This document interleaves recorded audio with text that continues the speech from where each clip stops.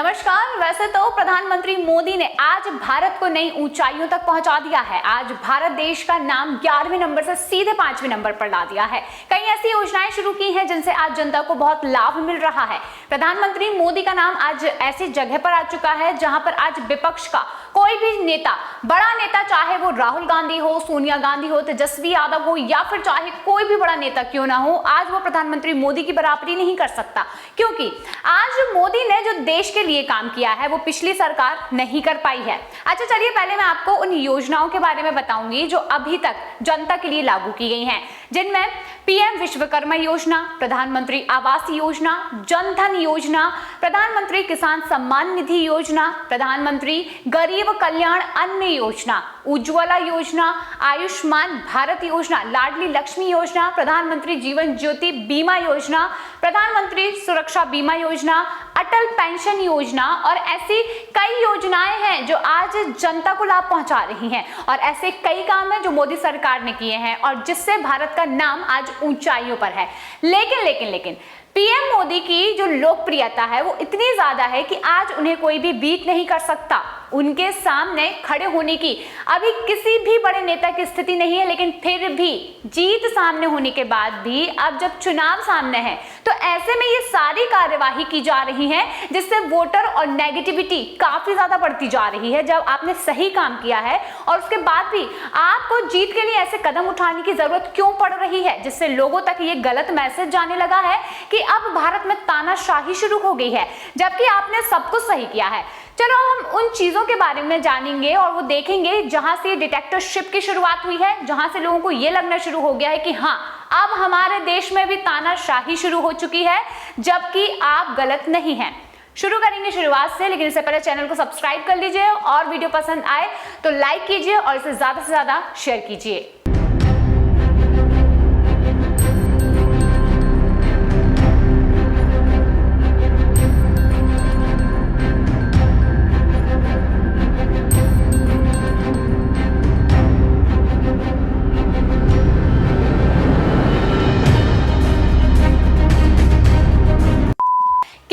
भारत देश तानाशाही की दलदल में डूबता जा रहा है। क्या देश में तानाशाही अब सर चढ़कर बोल रही है? कई ऐसे मुद्दे हैं, कई ऐसी घटनाएं हैं जो पिछले कुछ महीनों से हो रही हैं। उसे देखकर तो यही लगने लगा है कि अब हमारा देश भी तानाशाही की चार सीमा पर पहुंचने लगा है। और कैसे डरा धमकाकर जो राजनीति की जा रही है वो इसका सबसे अच्छा एग्जाम्पल है। वैसे तो यह कई अंधभक्त भी हैं जो शायद सच्चाई तक पहुंच ही नहीं पाए हैं, पर कुछ सच्चे देशभक्त भी हैं जो ये देख सकते हैं कि क्या वाकई में देश अब तानाशाही की ओर बढ़ता जा रहा है। और एक वाकई में देश की चिंता जो है वो आज भी अपना वोट सही हाथों में देना चाहेगा। यानी कि अगर कोई सही जो देशभक्त है, जिसे भारत की स्थिति पता है और जिसे सच्चाई पता है, वो अपना वोट सही हाथों में ही देगा, क्योंकि वोटिंग हमारा अधिकार है, जनता का अधिकार है। और अगर जनता अपने वोटिंग का सही इस्तेमाल नहीं करती है तो शायद उनके वोटिंग का जो अधिकार है वो भी उनके किसी काम का नहीं। हालांकि अभी भी कुछ जो ऐसे डाउट हैं जो क्रिएट होते जा रहे हैं कि क्या सच में ऐसा हो रहा है या फिर नहीं, यानी कि क्या सच में जो तानाशाही है वो भारत में है या फिर नहीं। लेकिन पिछले कुछ महीनों से जो भी कुछ हुआ है उसके बाद तो शायद अब लोगों के मन में ये चीजें अपने आप पनपने लगी है। यानी कि अगर आप सही हैं, आपने अच्छे काम किए हैं और आप उन ऊंचाइयों पर हो जहां तक पहुंचने के लिए सबको काफी ज्यादा मेहनत करनी पड़ेगी, लेकिन उसके बाद भी जो चीजें हुई हैं उनसे लोगों को ऐसा लगने लगा है कि यस, ये ही तानाशाही है। चलिए, अगर आपको याद नहीं है कि पिछले दिनों की जो घटना जो घटी है जिसके बाद से लोगों को ऐसा महसूस होने लगा है, तो मैं आपको बता देती हूँ। पहली घटना तो हम देखेंगे, दिल्ली के सीएम अरविंद केजरीवाल को बिना ट्रेल और बिना कन्विक्शन के अरेस्ट कर लिया गया है, जबकि अभी तक कोई भी ऐसा सबूत ईडी को नहीं मिला है। पर ये दूसरी बार है जब ऐसे सीएम को अरेस्ट किया गया, यानी कि इससे पहले हेमंत सोरेन जब वो सीएम थे उन्हें भी अरेस्ट किया गया था। वहीं दूसरा पॉइंट हम देखेंगे, 3 में से 2 इलेक्शन कमिश्नर्स को पीएम मोदी की मर्जी के अनुसार अपॉइंट किया जाता है। जान लें कि दोनों ही बीजेपी से गहरा ताल्लुक रखते हैं। जी हाँ। वहीं तीसरा पॉइंट है हमारा इतिहास का सबसे बड़ा घोटाला, यानी कि इलेक्टोरल बॉन्ड का मामला, जिसके लिए मीडिया को खरीद लिया गया और हर मीडिया चैनल से इस बड़े घोटाले को हटा दिया गया और हर अखबार और हर मीडिया चैनल से इस घोटाले की खबर को हटा दिया गया। क्यों? इसका सवाल का जवाब किसी के पास नहीं है। देश की सबसे बड़ी अपोजिशन पार्टी यानी कि कांग्रेस, जिसने कहा कि उनके सभी अकाउंट फ्रीज कर दिए गए हैं और जिसके कारण वो अब एड तक नहीं लगवा सकते, ना ही वो किसी भी प्रकार का कैंपेन कर पा रहे हैं। ये भी तानाशाही की गिनती में आता है। सालों पुराने केस जिन पर कभी अधिकारियों की नजर नहीं गई होगी, पर अचानक से चुनाव के पहले ही आखिर क्यों इन सभी केसों को रीओपन किया जाता है और इन पर 1700 करोड़ का फाइन लगा दिया जाता है। इतना ही नहीं, कम्युनिस्ट पार्टी पर भी करोड़ों का फाइन लगा दिया गया। क्यों? क्योंकि चुनाव सामने है। अब फिर देश भर में ये खबर जो है वो देखने को मिलती है कि कैसे अपोजिट पार्टी के सभी नेताओं पर किसी न किसी तरीके से ईडी का छापा शुरू हो जाता है। सिवाय बीजेपी के नेताओं को छोड़कर सभी पार्टी के नेताओं पर ईडी के समन पहुंचने लगते हैं। एक के बाद एक आप खबर में ये खबरें देखेंगे कि हाँ, ईडी की जांच शुरू हो रही है। यहाँ तक कि ये भी बोलने लगे हैं लोग कि शुरू जो बीजेपी ने अगर जो ईडी की जो रेड शुरू हुई थी तो आपने देखा होगा कि लोगों ने एक ट्वीट करना शुरू किया था, जिसमें लोगों ने इस तरीके से ट्वीट करना शुरू किया था कि हाँ भाई, बीजेपी ज्वाइन कर लो तो ईडी से छुटकारा मिल जाएगा। यानी कि अगर आप बीजेपी ज्वाइन कर लेते हो तो ईडी का जो समन है वो आप तक नहीं पहुंचेगा, और ईडी अगर आप पे कोई केस भी लगाती है या कोई भी केस आपके ऊपर है तो आप उससे भी क्लीन चिट लेकर आगे बढ़ सकते हैं। ये खुद जनता ने ट्वीट पर इतना ज्यादा चलाया था कि लोग खुद बोलने लगे कि हाँ, बीजेपी ज्वाइन करो तो ईडी से आपको छुटकारा मिल सकता है। अब जब ईडी रेड कर रही है और सभी को गिरफ्तार कर रही है, स्पेशली अगर बात की जाए अरविंद केजरीवाल, मनीष सिसोदिया, सत्येंद्र जैन की, तो सबसे जो गिरफ्तार हुए हैं उन्हें यानी कि पूरा 2 साल से ज्यादा हो गया था। संजय सिंह को छोड़ दिया गया है, लेकिन उससे पहले अभी भी मनीष सिसोदिया और सत्येंद्र जैन जेल में है, और उसके बाद अब खुद अरविंद केजरीवाल को जेल हो चुकी है। जब से उनकी गिरफ्तारी हुई है तब से अब तक कोई भी ऐसा सबूत या कोई गुनाह ईडी पेश नहीं कर सकी है। सबसे ज्यादा ताज्जुब की बात तो यही है। अब सवाल ये खड़ा होता है कि अभी तक उन्हें बेल क्यों नहीं मिली, और अगर बेल नहीं मिल पाई है तो इसका कारण क्या है, ये भी किसी ने नहीं जाना। लेकिन मैं आपको बताऊंगी कि इसका सबसे बड़ा कारण क्या है। इसका सबसे बड़ा कारण है PMLA यानी कि prevention of money laundering act 2018 का कानून।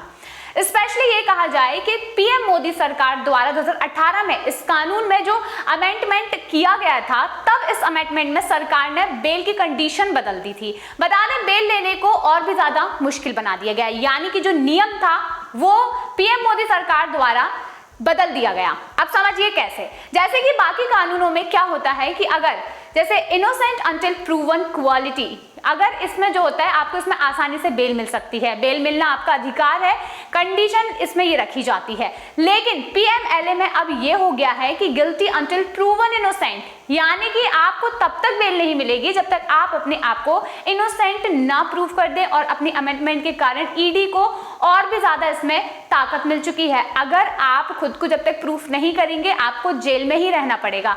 अगर आपकी कोई गलती नहीं है उसके बाद भी आपको इनोसेंट प्रूफ करना बेहद जरूरी है। और ये जब चेंज हुआ है तब से ईडी को इतनी ज्यादा ताकत मिल गई कि ईडी उस पर पूरी छानबीन करेगी, भले उसको प्रूफ ना मिले लेकिन आपको जेल में सड़ना ही पड़ेगा।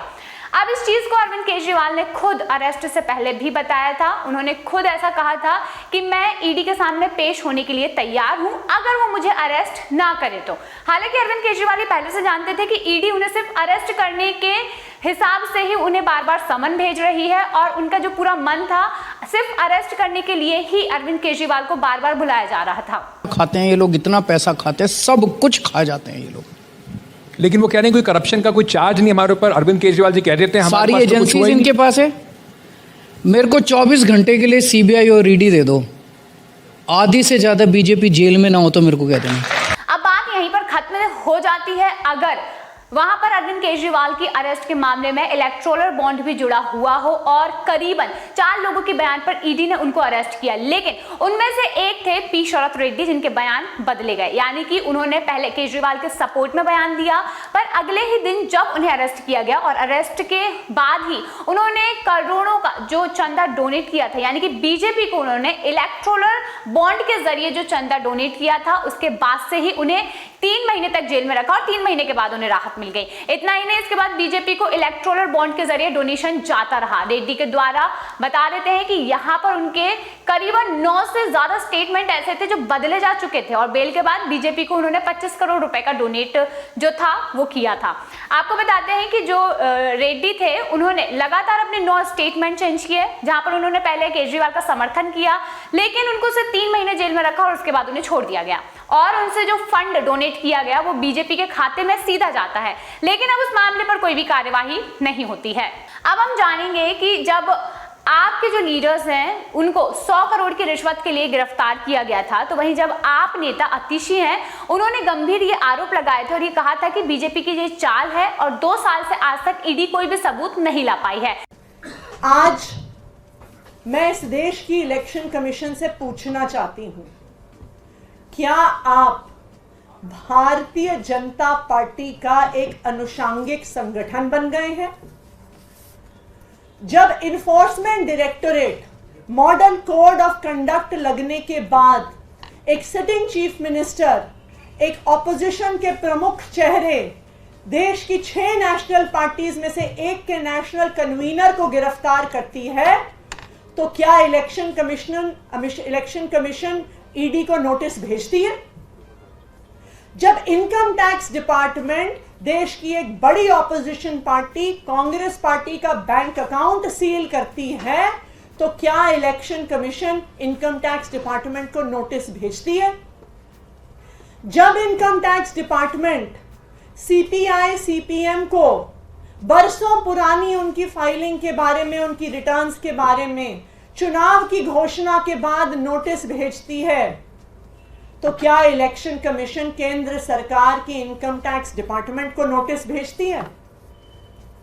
इलेक्शन कमीशन ऑफ इंडिया की आंखों के सामने केंद्र सरकार, भारतीय जनता पार्टी शासित केंद्र सरकार सीबीआई का, ईडी का, इनकम टैक्स डिपार्टमेंट का खुलेआम मिसयूज कर रही है इलेक्शन से पहले। ना भी कोई गुनाह साबित कर पाई है, तो फिर क्यों उन्हें बेल नहीं मिल पा रही? उल्टा जनता को भी गुमराह किया जा रहा है और ये सब कुछ पीएमएलए के कारण हो रहा है।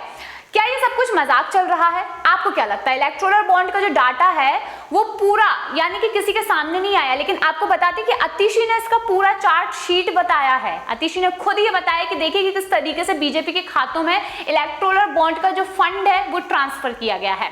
बताते हैं कि जब इलेक्टोरल बॉन्ड का डाटा जो है वो बताता है कि टोटल में कंपनी ने 52 करोड़ बॉन्ड खरीदा था, जिसमें से सबसे ज्यादा यानी कि 34 करोड़ बीजेपी, 15 करोड़ बीआरएस और 2.5 करोड़ टीडीपी के पास। और इसी कारण अतिशी ने ये कहा था कि जो मनी ट्रेल है वो आपके पास नहीं बल्कि सीधे तौर पर बीजेपी के पास जा रहा है, और इसका सबूत भी अतिशी ने दिखाया था। बाकी 3 लोगों के स्टेटमेंट जो थे वो भी अलग अलग आने के बाद अरविंद केजरीवाल ये समझ चुके थे कि ईडी का जो मकसद था वो सिर्फ और सिर्फ उन्हें गिरफ्तार करना था, और यही कारण था कि वो एक के बाद एक जो समन्स थे उनको मिस करते जा रहे थे, क्योंकि वो जानते थे कि ईडी उन्हें गिरफ्तार करेगी और उनकी दिल्ली और पंजाब की सरकार को गिरा देगी। पर ऐसा ही केजरीवाल होने नहीं देते, क्योंकि आप खुद सोच सकते हैं कि केजरीवाल जब जेल में बैठकर सरकार चला सकते हैं, तो क्या उनके दिमाग में पूरी स्ट्रेटेजी नहीं प्लान होगी कि उन्हें सरकार कैसे चलाना है? इसीलिए आपको बताते हैं कि वो जेल से भी अभी भी एक्टिव होकर सरकार अच्छी तरीके से चलाने की कोशिश कर रहे हैं। हालांकि जब केजरीवाल की गिरफ्तारी हुई तब राहुल गांधी ने भी यही कहा था कि डरा हुआ तानाशाह, जो नेताओं को डरा धमका कर जीतना चाहता है। अब यहाँ पर एक बहुत ही ईजी सा जो सवाल है वो लोगों के मन में ये खड़ा हो जाता है कि हाँ, आखिर क्यों प्रधानमंत्री मोदी तानाशाही करना चाह रहे हैं? जैसे कि आप सभी को पता है कि प्रधानमंत्री नरेंद्र मोदी ने हमारे भारत देश के लिए बहुत कुछ किया है। भारत के बाहर भी अगर हम देखें तो हमारे देश का नाम काफ़ी ऊंचाइयों पर है। आज हम 5वें नंबर पर आ गए हैं और प्रधानमंत्री मोदी ने ऐसी कई योजनाएं चलाई हैं जिससे लोगों को काफ़ी लाभ मिला है और इससे कोई मुकर नहीं सकता। मोदी ने कई ऐसे काम किए हैं जिसे शायद हम भी जानकर प्राउड फील कर सकते हैं कि हाँ, हमारे प्राइम मिनिस्टर ने हमारे लिए ये किया है। लेकिन उसके बाद भी अगर आप कोई ऐसा काम करते हो जिसका एक मुद्दा, जैसे राहुल गांधी ने खुद मुंह पर कहा कि ये तानाशाही है, ये जो शब्द जो दिमाग में आता है ये अपोजिट पार्टी ने ही क्रिएट किया है। जिस तरीके से अगर बीजेपी को लेकर कांग्रेस अगर ये बोलती है कि ये तानाशाही है, तो वहां पर एक एक चीज को गिनवाया जाता है कि किस तरीके से यहाँ पर तानाशाही को बताया जा रहा है। लेकिन अगर आप जीत रहे हो तो फिर आपको किस बात का डर है? सबसे बड़ा सवाल ये है। और आज की जनता यानी कि स्पेशली जो फर्स्ट टाइम वोटर्स होंगे उनके दिमाग में ये जरूर क्रिएट होगा कि यार अगर ऐसा कुछ है, मोदी को ऐसा क्या डर लग रहा है जिसकी वजह से वो ऐसा कर रहे हैं? क्योंकि ऐसा हो ही नहीं सकता कि बीजेपी में किसी ने कोई गलत काम ना किया हो, क्योंकि ईडी जो है वो सिर्फ अपोजिट पार्टी पर ही छापा मार रही है, लेकिन बीजेपी के किसी भी नेता पर अभी तक ईडी ने छापा नहीं मारा है। अब ये तो था शुरुआत की बात जब ये सारी चीजें क्रिएट हुई, लेकिन अब आप ये जानते हैं सबसे बड़ा मुद्दा क्या होता है? सबसे बड़ा मुद्दा ये होता है कि जब लोगों को ये दिखने लगता है कि यहाँ पर सारी चीजें कंट्रोल में होने लगती है, यानी कि like controlling media and press, media और बाकी संस्थाओं को कब्जा कर लेना, पार्टियों को तोड़ना, कंपनियों से हफ्ता वसूली, फ्रीजिंग अकाउंट ऑफ अपोजिशन ताकि वो लोग कैंपेन न चला सके, और तब तो मुख्यमंत्री की गिरफ्तारी आम बात सी हो चुकी है। बताते हैं मानो उनकी जो पोजीशन है वो खत्म सी हो गई है। वैसे अगर ध्यान से समझें तो आपको भी समझ आएगा कि कांग्रेस को यहाँ अलग अलग तरीके से खत्म करने की कोशिश की जा रही है, ऐसा लोगों को लगता है, क्योंकि जिस तरीके से जो चीजें एकदम क्रिएट हो रही हैं, या तो ईडी के समन्स हो गए, या फिर पिछले साल अगस्त 2023 में राहुल गांधी पर बहुत ही अजीबो डिफॉर्मेशन केस लिया गया था, जिसमें उनसे डिस्क्वालीफाई करने की कोशिश की गई थी, और कई हद तक ये स्कीम काम भी कर गई थी, क्योंकि राहुल गांधी की संसद सदस्यता जो चली गई थी, हालांकि अब उन्हें सदस्यता वापस मिल गई है और केस भी सॉल्व हो चुका है, पर बीजेपी का प्लान यहाँ पर पूरा नहीं हो पाया है, ऐसा लगने लगा है। और इसी तरीके से एक के बाद एक ऐसी चीजें हुई जिसके बाद कि आपको लगता होगा कि फ्री एंड फेयर इलेक्शन होंगे। इस तरीके से हालातों को देखकर तो ऐसा लग रहा है कि मानो जीतने के लिए शाम दाम दंड भेद जैसी स्थिति बना दी गई है। वैसे इस देश में आज जो कुछ भी हो रहा है इसकी खबर दूसरे देशों को भी खूब है। वो भी कहने लगे हैं कि vote in free and fair, यानी कि यूएस से ऐसा एक स्टेटमेंट आया था, जर्मनी से स्टेटमेंट आया था, अमेरिका से स्टेटमेंट आया था, स्पेशली यूएस से स्टेटमेंट ये आया था कि हम चाहते हैं कि इंडिया में भी फ्री एंड फेयर जो वोट है वो हो। सभी जगह पर स्टेटमेंट जो है वो आने शुरू हो चुके हैं। अब यहाँ पर हम ये नहीं बोल सकते कि यहाँ पर मोदी जी गलत हैं। मोदी जी ने अपना काम सही किया है, लेकिन जो आप हड़बड़ी में जो काम कर रहे हो क्या वो सही है? क्या जनता को वो गलत नहीं लगेगा? अब इतना ही कम था, जो बीजेपी के नेताओं में भी अलग ही कॉन्फिडेंस नजर आने लगा है, जिसमें ये माना जा रहा है कि कई ऐसे नेता हैं जो वो ये बोलने लगे हैं कि 400 पार होते ही हम कॉन्स्टिट्यूशन बदल देंगे। बीजेपी के कार्यक्रम थोड़ा मायूस चल रहा है, अभी भीषण लड़ाई देश की है, परिवर्तन करना है, संविधान को चेंज करना है। जो अकड़म बकड़म उसमें डाला हुआ था, कांग्रेस वालों ने किया था, उसको सुधारने की बात है। ये नहीं देखना कि हम पार्टी से मांझी जी हैं, हम लोग लड़ाई चाहते हैं, नहीं, हम लोग सीधे मोदी जी को देख रहे हैं, और मोदी जी के नेतृत्व में ही हम लोग की सरकार बनाना है, मिशन 400 पार। और जहाँ तक अगर किसी को किसी प्रकार का कोई तकलीफ होता है या विकास की बात होती है, अब मंत्री जी बैठे हुए यहाँ पर, श्यामदो जी हैं, मेघर भैया हैं, पार्षद हैं, नगर परिषद के मंत्री हैं। अब देश में इलेक्शन को फेयर तरीके से कंडक्ट कराने की जिम्मेदारी होती है इलेक्शन कमीशन की, लेकिन वहां पर एक अलग ही कहानी हो चुकी है, जिसे जानकर आपको भी यकीन ये हो सकता है कि इलेक्शन क्या वाकई में फेयर होंगे या फिर नहीं। क्योंकि आपको बताते हैं कि 9 मार्च 2024 को इलेक्शन कमिश्नर अरुण गोयल ने अपनी पोस्ट से रिजाइन दे दिया। उन्होंने अपनी हेल्थ कंसर्न को लेकर अपने पद से इस्तीफा दे दिया है, पर बाकी के लोगों का ये साफ तौर पर कहना था कि उनकी हेल्थ बिल्कुल भी सही नहीं थी, और इसके पीछे का कारण है राजीव कुमार और अरुण गोयल के बीच में जो डिफरेंस थे, यानी कि उन दोनों के बीच में असहमतियां थी। अब इसके अलावा तीसरी पोस्ट भी खाली पड़ी थी। तो देश में कुल 3 इलेक्शन कमिश्नर्स होते हैं, लेकिन जिसमें से एक पहले से खाली थी और दूसरी अरुण गोयल की पोस्ट भी अब खाली हो चुकी थी, यानी कि अब सिर्फ एक ही इलेक्शन कमिश्नर राजीव कुमार ही बचे थे। अब जिसके बाद जो बाकी के 2 कमिश्नर थे उनको चुनना ही था, पर यह भी हेरा फेरी के साथ देखने को मिला, यानी कि जब कमिश्नर्स चुने गए तो यहाँ पर भी एक हेरा फेरी देखने को मिली, क्योंकि कानून के ऑर्डर्स के हिसाब से 3 लोगों की सहमति से बाकी के 2 कमिश्नर्स को चुना जाना था, जिनमें prime minister, leader of opposition और चीफ जस्टिस ऑफ इंडिया।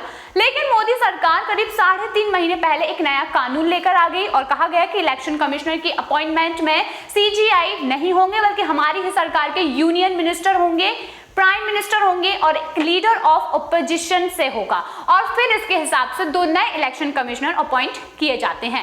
अब हम पहले जानेंगे कि कमिटी में कौन कौन थे जिन्होंने ईसी को चुना, जिसमें से पहले थे प्रधानमंत्री मोदी, दूसरे थे होम मिनिस्टर अमित शाह और तीसरे थे अपोजिट पार्टी के लीडर अधीर रंजन चौधरी। लेकिन इसमें भी हेरा फेरी देखने को मिली और प्रॉपर प्रोसीजर थी वो प्रॉपर तरीके से फॉलो नहीं किया गया। अधीर रंजन चौधरी ने खुद ये बताया कि एक रात पहले उन्हें उन्हें 200 से लेकर करीबन एक ऐसी लिस्ट दी गई जिसमें 200 से लेकर कुछ लोगों के नाम ऐसे लिस्ट में दिए गए थे और मीटिंग से तुरंत एक दिन पहले उन्हें 6 नामों की शॉर्ट लिस्ट दी गई और उन्हें समय ही नहीं दिया गया जज करने के लिए कि किसे अपॉइंट करना चाहिए, उनका बैकग्राउंड कैसा होगा या फिर उनको किस तरीके से जो उनकी पूरी जांच पड़ताल थी, जो जानकारी थी वो उन्हें चाहिए थी, वो उन्हें नहीं जांच करने दिया और यानी कि उन्हें बिल्कुल मौका ही नहीं दिया। और प्रधानमंत्री मोदी और अमित शाह ने अपनी ही मर्जी से 2 इलेक्शन कमिश्नर्स को चुन लिया, जिसमें पहले थे ज्ञानेश कुमार जो कि रिटायर्ड ऑफिसर थे और जो कि होम मिनिस्ट्री में पहले काम करते थे अंडर अमित शाह, और दूसरे थे सुखवीर संधू जो कि उत्तराखंड के चीफ सेक्रेटरी रहे और NHAI के चेयरपर्सन रह चुके थे। अब आपको क्या लगता है कि इलेक्शन कमिश्नर्स है, आप एक्सपेक्ट कर सकते हैं कि ये फेयर तरीके से इलेक्शन कराएंगे भी या फिर नहीं? फिलहाल ये तो टाइम ही बताएगा, लेकिन आपको बता देती हूँ कि ये दोनों ही जो कमिश्नर्स नए चूज किए गए थे वो कहीं ना कहीं बीजेपी के अंडर में काम कर चुके थे। अब एक और बात हम यह जान लेते हैं कि जहां पर आपने शायद सुना होगा सोनम वांगचुक का एक ऐसा मुद्दा था जिसे शायद किसी भी मीडिया पर नहीं दिखाया गया।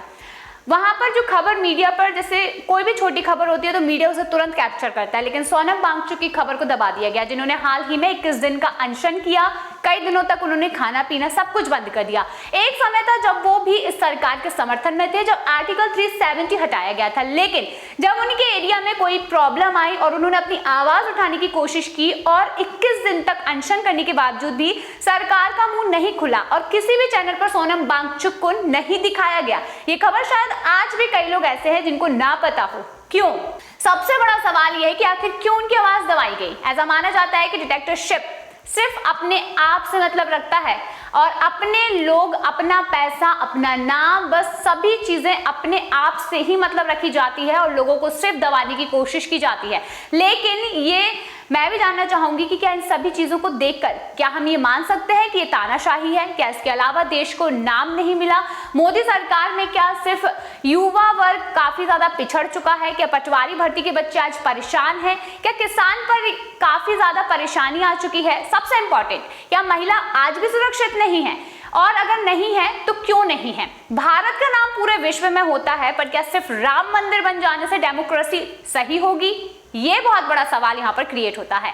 आज जनता की आवाज दबाई जा रही है या फिर खुद जनता को ये पता है कि उनके लिए क्या सही है और फिर क्या गलत? वोटिंग जनता का, मेरा, आपका, हम सभी का मुख्य अधिकार है और ये अधिकार भी अगर छीन लिया जाए तो ये तानाशाही ही मानी जाएगी। लेकिन अगर सब बातों को जानते हो तो फिर डर नहीं बल्कि हिम्मत से अपने सही मत का इस्तेमाल करना हमारे लिए बहुत जरूरी है। एक सही वोट, सही क्लिक, जिससे हमारी डेमोक्रेसी को हम और ज्यादा बढ़ा सकते हैं। हालांकि प्रधानमंत्री नरेंद्र मोदी ने इस डेमोक्रेसी को बढ़ाने के लिए काफी ज्यादा मेहनत की है। उन्होंने भारतीय और हम सभी लोगों के लिए काफी ऐसे काम किए हैं जिसके बाद हम ये नहीं बोल सकते कि हमारे जो प्राइम मिनिस्टर है उन्होंने हमारे लिए कुछ नहीं किया या देश के लिए कुछ नहीं किया। हमारा जो एक वोट है वो सही हाथों में जाना बेहद जरूरी है।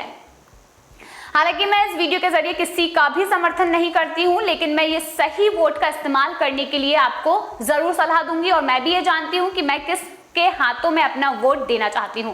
आपको बता देते हैं कि अभी फिलहाल जो पूरे भारत देश में चल रहा है, जैसे कि आप जानते हैं कि चुनाव की डेट सामने है, चुनाव आ चुके हैं, सभी पार्टियां जोर लगा दे रही हैं जीत पाने के लिए। लेकिन जो पिछले दिनों हुआ है या फिर जो प्राइम मिनिस्टर मोदी ने हमारे इस भारत देश के लिए किया है, ये सभी को पता है। तो जब पता है कि मोदी जी ने काफी सारे अच्छे काम किए हैं जिनसे आज वो जिस ऊंचाई पर हैं उस ऊंचाई तक जाने के लिए किसी की स्थिति यहाँ पर देखने को नहीं मिलती है, लेकिन उसके बाद भी अगर आप ऐसा कुछ करना चाहते हैं जिससे ये महसूस होने लगे कि आप डर रहे हैं, चुनाव सामने है और आप डर रहे हैं, अगर जो वन टाइम वोटर्स हैं जो पहली बार वोट कर रहे हैं उनके मन में ये चीज आप क्यों क्रिएट करना चाहते हैं, इस चीज का जो जवाब है वो आज जनता को चाहिए। हालांकि ये था हमारा आज का वीडियो वोटिंग से रिलेटेड। अगर आपको वीडियो पसंद आया हो तो लाइक जरूर कीजिए और इसे ज्यादा से ज्यादा शेयर कीजिए ताकि जनता अपना वोट सही हाथ में दे और भी ज्यादा ऐसी वीडियोस के लिए चैनल को सब्सक्राइब जरूर कीजिए।